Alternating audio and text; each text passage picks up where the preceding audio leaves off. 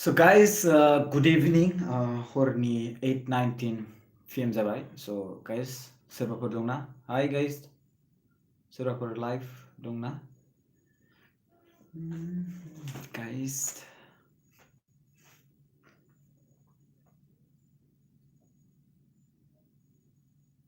okay. So live फैबाय. Guys दा आं दिनै लाइभआव फैदों because आं नोंथांमोनजों माखासे बाथ्रा शेयार खालामनो फैदों. जोंनि आसामाव बारानिफ्राय बारा सुबुं अनजिमा बारायनाया जागासिनो दङ आरो बेखौ बयबो मिथिगौ आरो मिथिगौ होननानै जों अहंकारि थांनानै थायोब्ला बा अहंकारि खामानि मावना थायोब्ला जोंनि बिराद माने सिलिंखारनि मोनसे बाथ्रा फैगोन बिनि थाखायनो आं नोंथांमोनजों माखासे बाथ्रा शेयार खालामनो सानदों जाहाथे नोंथांमोननि गोसोफ्राबो एसे स्ट्रं नोंथांमोननि गोसोफ्रा एसे स्ट्रं जानायनि मोनसे आङो बे भाइरासनि सोमोन्दै माखासे बाथ्रा सावरायनो सानदों स' बे भाइरासनि सोमोन्दै जों सावरायनायनि सिगां नोंथांमोना खेबसे लाइक खालामनो हागोन आरो बिनि गेजेरावहाय नोंथांमोना आंजों माखासे जइन जानो हागोन जोङो खेबसे आरामसे जयै सावरायलायनि माखासे बाथ्राफोरखौ भइसआ मोजां खोनादोंना लोगोफोर गोबां भिउ फैबाय दायो फैनाया भइसआ मोजां फैदोंना लोगोफोर yes absolutely right voice thank you so much मोजां okay so guys जोंनि आसामाव बे भाइरासआ दिनै 200 गाबोन 800 सरि 600 सरि दिनै 80 जन बा दिनै 20 जन दसेनि गेजेरावनो दसे 6 जन 7 जन 10 जन 20 जन बेफोरबायदि बारायलांगासिनो दं मिथिबायना 20 30 40 बेफोरबायदि बारायलांगासिनो जोंनि आसामावहाय गोबां बारा जाबाय 300निबो बारा जाबाय लोगोफोर गोबां गिख्रंथाव बाथ्रा स' नोंथांमोना स्टे थाबाय थाबानो जाबाय आं नोंजों माखासे बाथ्रा सावरायनो सानदों जोंनि भारतआ सिगाङावहाय बेसेबां लेभेल मोनलाय आं फार्स्टआव भिडिअ बानायनाया फुरा टटेलै आं बिनि सोमोन्दै सावरायनो नागिरदों स' नोंथांमोना लाइक खालामनो हागोन भाइरासनि सोमोन्दै जों सावरायगोन स' नोंथांमोना लाइक खालामनो हागोन आं माने मा बुंदों जोंनि बे माने भारतआव सिगाङाव रेंक लेभेलै नायोबा माने पपुलेसन इनफेक्सन माने इनफेक्टेड जानाय बे भाइरासजों साग्लोबजानाय हिसाबै आं नायोब्ला सिगाङाव मा बाथ्रा बुंदोंमोन आं बेसेबां रेंक खोन्थादोंमोनलाय सिगाङावहाय गोबां गोजान रेंकआ स' बे गोबां गोजान रेंक माने खमावबो 40 नङा होमबा बै 40 45 बे समनिफ्रायनो आं भिडिअ बानायदोंमोन नङा होमबा रेंकआ थ' दायो थाङै थुङै वर्ल्डआवनो रेंकआ बेसेबां फैखो 11 मिथिबायना 11 नाम्बाराव जोंनि भारत हादरा रेंकआ फैबाय मिथिबायना 11 आं नोंथांमोननि खोन्थानि गासै बेसेबां जाखो 1,33,725 बेसेबांसिम सहैबाय सानना नायदो ओरैबायदि बै समाव 2000 3000 4000 बै समनिफ्रायनो भिडिअ बानायदोंमोन नङा होमबा आङो बै समनिफ्रायनो भिडिअ बानायदोंमोन दा नायदो 11सिम थांबाय जों गोबां हुसियार थानांगोन लोगोफोर जों सांग्रांथिया गोबां नांगौ बुस्थुआ गोबां जोंनो गोनांथि बाट नोंथांमोना गोरलैयै दासान जे नोंथांमोना जे बाहेरायाव थांदों जोङो माने बिराद गोरलै जायो मिथिबाय बिराद गोरलै जायो आं बै मानसिखौ नुबाय इजिलि ओइ बेथ' मानसिसो जों मानो बेखौ मुगैनो ओरैबायदि माने है मा डिस्टेन्स आं सिनायबाय थाखायो बेबायदि साननो हागौ आरोना बाट बे जे बबे जायगानिफ्राय बेरायना फैदों जों बेखौ मिथिया बे मानसिया बबे जायगानिफ्राय बेरायना फैदों जों बेखौ मिथिया बाट जों डाइरेक्टलि बेजों टाच जागोन आखाइ हेन्डसेक खालामलायगोन बिनि जाखोन्दा जुथाफोरखौबो जागोन बिनि दांनाय बुस्थुफोरखौ जागोन बेबा आखाइ सुवाखै ना मायाखै बेलेग जायगानिफ्राय फैदों नङा होमबा मा दांना फैदों जों जेबो मिथिया बाट अब्लाबो जों बिसोरखौ मा खालामगोन वेलकाम नङा होमबा गोरलैयैनो जिराय आं जाय जायगायाव जिरायदों बे जायगायाव जिरायनो होगोन बा बै जाय जायगायाव जिरायदों बेयाव गोरलैयैनो जिरायगोन नङा होमबा बेफोर जाय बे भाइरासना बे जिरायनायजोंबो लोगोसे बारफानो हागौ नङा होमबा जों बेवहाय दासिमबो वर्ल्ड हेल्थ अर्गानाइजेसनानो दासिमबो रोखायै बुंनो हायाखै आरो बुंनाय मथे प्रेसिडेन्ट अफ USA डनाल्ड ट्राम्पआ बुंनाय मथे वर्ल्ड हेल्थ अर्गानाइजेसन बे पापेट अफ चाइना होनना बुंदों खुदपतलि बे दल बायदिसिना माबा ना फुथला बेबायदि होनना बुंदों आरोना दिनै जोंनि बुहुमावहाय गासै बे भाइरासजों साग्लोबजानाया जाबाय नायदो 54,37,037 अब्ला साननाय नायदो बेसेबां सुबुं अनजिमाया बारायखो बै समाव बेसेबांमोन लाखमोन आं जेब्ला भिडिअ बानायदोंमोन लाख 2 लाख 3 लाख बै समाव बेबायदिमोन बाट दा बे समावहाय नायदो बेसेबां जाखो नङा होमबा 54 लाख 37,037 बिराद गोजौसिम थांबाय आरो बिनि गेजेराव थैनाया 3,44,550 कर'ना भाइरासनि थाखायनो थैबाय मिथिबायना बे COVID-19 थाखायनो बेसेबां माने मानसिफ्रा साननो हागौ दा वैक्सीन मोनदों मर्डाना बा फार्मासिउटिकल बे आमेरिकानि बे दिरुनबायनाय आरे बेफोरबायदि दासिमबो जेबो जाथ'वाखै जास्ट बुंदोंसो निउसाव होदोंसो निउसाथ' होग्राखा गोबां गावसिनि भिडिअ नायनो थाखाय बा गावसिनि वेबसाइट पेजआव भिजिट खालामनो थाखाय बैनि थाखाय माने बिसोरो मा खालामो गोबां ब्रेकिं निउज जाय माने एक्चुअली बे इन्टार जाथाराखै अके बे बाथ्राया सैथो जानो हागौ 45 सुबुंखौ बिसोरो मोजाङैनो मोजां बिसोर फाहामनो हादों बाट दिनैसिम जोंनि भारत हादरावनो जा बा गुबुन रासियानो जा गुबुन इउकेआनो जा बेयाव मानो थाङाखै बे डिलिभार मानो जायाखै मानो बेखौ एक्सेप्ट खालामथ'वाखै नङा होमबा स' जास्ट बेखौ जों इनफरमेसन मोनदोंल' मिथिबायना स' बिनि थाखायनो बे साननाङा बेबायदि साननाङा जे नोंसोरो जे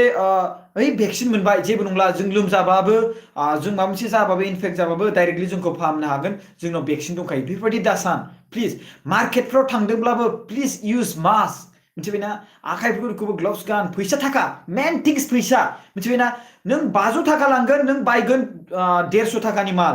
बाट 70 रुपिस 60 रुपिस 90 रुपिस बाट नोंनो थाखाय एक्सचेन्जनि गोनांथि होमबाथ' बे एक्सचेन्ज हरगोन स' नोंथ' बेखौ दांलायबाय नङा होमबा आरो बेखौ दाङालासिनो नों गेजेरावनो मा जासिगोन गय जासिगोनलाय गय फाननाय नङा होमबा साहा दांसिगोन गुगुनि मेथाइ सेथाइ जासिगोन नङा होमबा स' बे आखाइजोंनो दांनानै आखाइ सुला नङा होमबा डाइरेक्टलि आरो बिनि गेजेरावहाय आखाइ सुबाबो ओरै जास्ट साबोनथ' फुला ना जास्ट ओरै खालामसिगोन जोंनाथ' आरो मा आखाइ बिजौजों ओरै ज्रिद माबा खालामनानै सुगारबाय बास जाबाय ओरै दांनाय जाबाय बाट भाइरासआ ओरैबायदि स' मा खालामनांगोन जोङो बै फैसा दांनायावबो जोङो ग्लाभ्स जेब्ला गानोना अब्ला बे ग्लाभ्सआव मा खालाम बै फैसाखौ दां ग्लाभ्सजों आरो प्लास्टिक ला मोनसे बे प्लास्टिकआव फैसाखौ दोन बे प्लास्टिकआव फैसाखौ ला खाथे ओमफ्राय बिनि गेजेराव नोङो मोनसे मनायानो जा मोनसे दोनग्रा जायगा बेयाव दोन मिथिबायना ओमफ्राय बेयाव दोननानै ओमफ्राय बे फैसाखौ माने केरि अन खालामबानो जाबाय आरो बिनि केस जेसेबांखिनि माल बुस्थु लाबोदों लोगो लोगोनो सु आरो बिनि गेजेराव बारानिफ्राय बारा जादों आं बिनि थाखायसो बे स्पेसियेलि बे भिडिअखौ बानायदों दै लोगोफोर नोंथांमोना मिथिगौ बे भाइरासआ बारायदों ओरैबायदि नंगौ बाट जोंनि बे आसामावहाय जायफोर गुबुन जायगानिफ्राय गुबुन स्टेटनिफ्राय खामानि मावना फैनाय बिसोर मानसिफ्रा फैनानै बेयाव क्वारेन्टाइन थाफैदों बैसोरनि थाखाय जादों नङा होमबा बाट बे क्वारेन्टाइन थानाय जायगायावहाय साब सिखोन खालामग्राया बबे जायगानिफ्राय फैदों माबा मोनसे बहाबा बेरायहैदों नामा माबोरै थांदों जों गोबां गावखौनो गाव माने साबधान लानांगोन आरोना लोगोफोर फुरा दासिबांहाय आं बुंदोंमोन सिगाङावहाय फुरा USA आनो नाम्बार 1 रेंकआव जाना दङ बेनो 16,69,396 गोबां जाबाय दा जोंनि भारतआ चाइनानिफ्रायबो बारासिन जाबावबायसो मिथिबायना चाइनायाथ' दा 70 बेसेबां दङ दायो चाइनाया 14 नाम्बार रेंकआवसो 14 नाम्बार रेंकआव ओमफ्राय इन्डियाया 11 नाम्बार रेंकआव आरो चाइनाया बेसेबां दङ गासै दायो लेफ्ट 79 ल'सै होनना बुंदों बिसोरनि मानसिफोरा बासायजागासिनो दङ जोंनियासो एखेबारे बिराद माने साननो गोनां आरोना जे आरो मोनसे एडभार्टाइज फैदों बा मोनसे निउसाव फैदों कि आसामनि बे साहा खाला साहा होनना बुंदों गोसोम साहा बे गोसोम साहाया मानसिखौ बासायो होनना बुंदों बायदि आरोना गावबा गाव बिराद बायदिसिना मुलि दिरुननो नाजानाय बायदिसिना सानदों आरोना बेखौ स्पेसियेलि चाइनानिफ्राय इनफरमेसन मोनदों कि साहा बे माने गोसोम साहा लोङोब्ला माने हामो माबा मोनसे बे हामो माने बे भाइरास इनफेक्ट बारायनाया माने खम जायो मिथिबायना स' डाउन जायो आरोना स' बेबायदि मोनदों आरोना स' अके मुलिखौ दिहुननो हामारगोन ना हाला जाखोलै आदा मा जाबावगोन मुलिखौ दिरुननो हानायब्लाथ' दालागै दिरुननो हासिगौमोन बाट एक्चुअलि 1 इयारसो नांगोन होनना बुंदों नालाय ओरैनोथ' 2 मान्थसनि बारबावबायानो दां लकडाउना मिथिबायना 2 मान्थसनि बारबायानो दां स' बे 2 मान्थस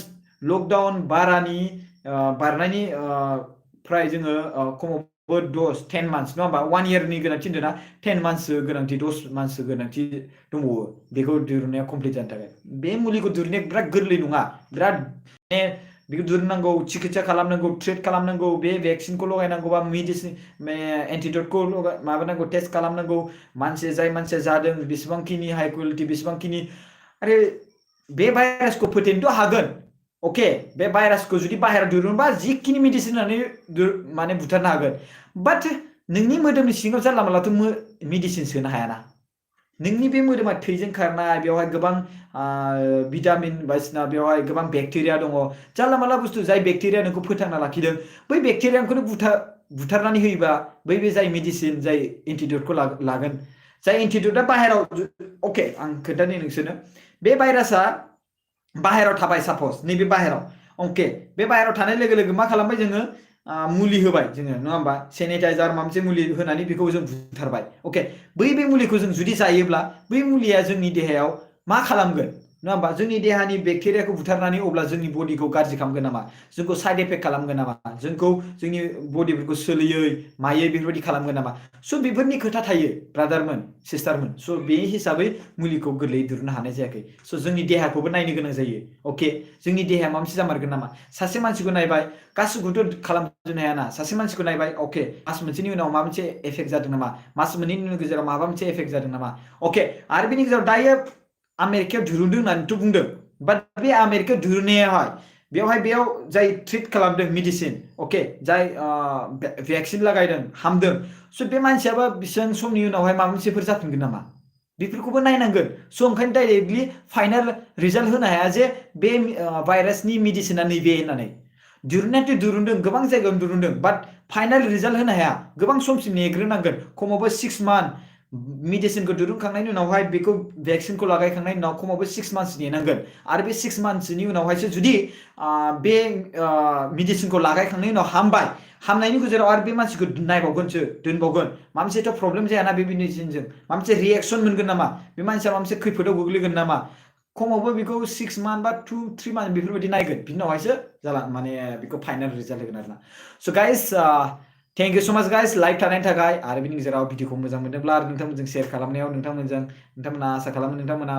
भिडिअखौ मोजां मोनोब्ला लाइक खालामबानो जाबाय आरो बिनि गेजेराव गुड नाइट सुइट ड्रिम आरो नोंथांमोनजों आङो लाइभ थानानै नोंथांमोनजों फेस टु फेस मोगा मोगि आंनि रायज्लायनो लुबैनाय नोंथांमोनजों लाइभ आरो नोंथांमोना बेसेबां लाइभ दङ आं बेजों रायज्लायनो लुबैनानैनो बा मोगा मोगि लानो लुबैनानैसो आं बे टपिकखौ लानाय जादों स'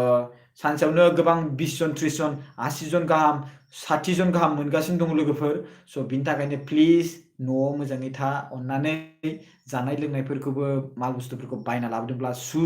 आरो बे नङाखि दा लाबोबाय दोनफैबाय आरो गस्ला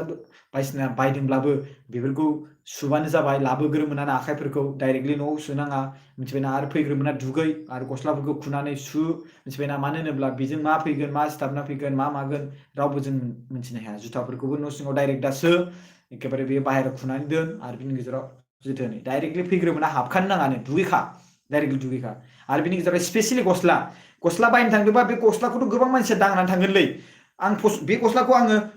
फसन्द जायाखै जानो हागौ आं फसन्द जायाखै आं बेखौ दांनानै ब्लड थांलायबाय गुबुना फैलायबाय बेखौ दांफैलायबाय स' बे हिसाबै माने गस्लाफोर बायनो थांनोबाबो बिराद साबधान आरोना so' guys good night sweet dream खुलुमबाय जय बर' हारिनि जय okay guys bye bye thank you so' much live थानायनि थाखाय